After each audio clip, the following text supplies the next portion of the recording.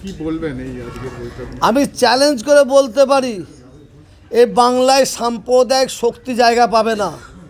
কেন বাংলার হিন্দু মুসলিম সম্প্রীতির এরা কাঁচা আলে পা দেয়নি, এরা পা দেবে না। আর এই বাংলায় সাম্প্রদায়িক শক্তি এবং সাম্প্রদায়িক শক্তিকে ইনডাইরেক্টলি যারা মদত করতে আসবে তারা কোলকে পাবে না, তারা জায়গা পাবে না। সিজনের শিয়াল আপনি দেখতে পাবেন, ভোট মিটে গেলে সিজনের শিয়ালগুলোকে দেখতে পাবেন না।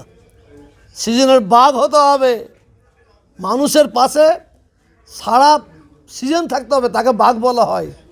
আর ওই সিজনের শিয়াল এবং হুক্কা হওয়া করে চলে যাবে, ওই মাল চলবে না এখানে, ও মালের জায়গা নাই। কারণ এখানে হিন্দু মুসলমান আমরা যারা আছি, আমাদের যে মিলন, এই মিলনের কোনো রকমের সাম্প্রদায়িক শক্তি জায়গা পাবে না। আর এই দলকে যারা মদত করবে তারাও জায়গা পাবে না। অতএব সাম্প্রদায়িক শক্তির বিরুদ্ধে 2021-এ ভোট হবে। আর সম্প্রীতির মনোভাবপূর্ণ ব্যক্তি হিন্দু মুসলমান, আমরা তাদের কবর দেবো, 2021-এ রেজাল্ট পাবেন।